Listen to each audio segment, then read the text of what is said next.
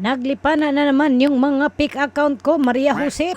Tapos iniisip nyo naman na akin yan kasi ang dami nilang followers. Ginoo ko, watch this video para mas lalong maintindihan ninyo.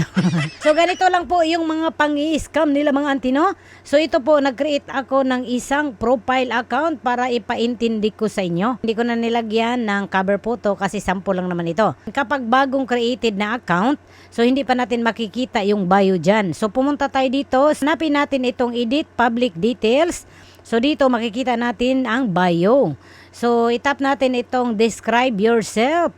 After that, dito nila ini-edit yung 556,000 followers at 0 following. So ganito po yung nangyayari antino. After that, save. Ganito na po yung makikita natin sa account nila kasi marami po silang follower, di ba? So sample, i-search natin itong account ko antino, Alright Tutorials. Yang nasa una ante, 5560 followers, nakalagay dyan digital creator, 100% recommended, 280 reviews. Akin po yan. Yan po yung pinakauna na isasuggest ni Meta. So akin yan. Itong nasa baba, mga bugus ito. So itong pangalawa no, ito yung ginawa ko no. So itap natin yan. So nakikita nyo auntie? Oh, di ba? Alright tutorial, meron na siyang 156,000 follower, daghan na oy. Tapos meron po siyang 0 following, then meron siyang add friend at message, di ba? Tandaan niyo po ante, kapag pumunta kayo dito sa account ko, ang nakalagay lang po dito following at subscribe. So wala po akong add friend dyan, wala din akong message. Kasi yan pong add friend, para lang po yan sa mga profile account. Kapag page po ang gamit ninyo, wala siyang add friend. At yung message po, wala din po ako niyan kasi giturn off ko po.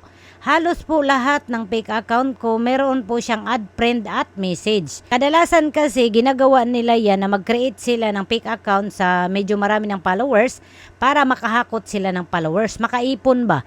Tapos kung makaipon sila, saka na sila mag-start mag-upload ng sarili nilang content. Ngayon, mahirapan sila makadami ng followers kasi hindi pa sila kilala masyado, kaya sila gumagawa ng fake account. Ang iba naman dyan, sinasadya nila yan kasi nga iniisip nila nakikita sila. So hindi po sila kumikita dyan, no? Pwera na lang sa mga nakakalusot. Marami na po akong mga fake account na napaklose kasi nang scam sila at nagre-re-upload. So yan pong mga nagre-re-upload ng content ko at nang i-scam ng mga followers ko. So ikaka-copyright ko po kayo, magantay-antay lang kayo. Kapag po makapiright yan sila, ma-disable po yung account nila. Pero patuloy pa rin yan silang mag-create kasi ganyan na talaga yung mga ginagawa nila. Wala na talaga akong magagawa sa mga fake account na yan kasi sa una pa yan.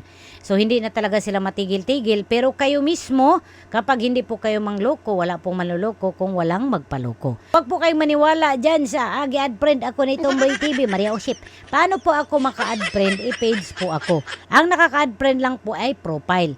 Meron po akong profile pero Benji Lianos po ito po yun at naka-blue buds po ito. Wala po akong ibang ginagamit na profile. Wala din po akong Tomboy TV na profile or Alright Tutorials na profile. Ang Alright Tutorials ko lang po ay itong Facebook page account. Wala po itong add friend kasi page po ito. At wala po itong message kasi nga gi-off ko po ang messenger ko. Hindi ko maintindihan sa inyo kung bakit until now na-scam pa rin kayo. Edited lang po sa bio yung mga follower nila kaya kung titingnan ninyo, akala nyo talaga ay totoo. Akala nyo lang yun. Kapag i-search nyo po yung Alright Tutorials, ako po yung pinakauna ninyong makikita kasi nga ako po yung recommended ni Meta kasi ako yung totoong may-ari ng account. Pero marami pong nag-create ng mga fake account ko. Nag-change na po ako ng name kasi nga para maiwasan yung mga fake account at saka magkaroon ako ng blue buds. Kaso until now, updated pa rin sila at nag-create pa rin sila ng bagong fake account. Wala na talaga ako mga gawa dyan. Inuulit ko, wala pong manluloko kung walang magpaloko. Naintindihan?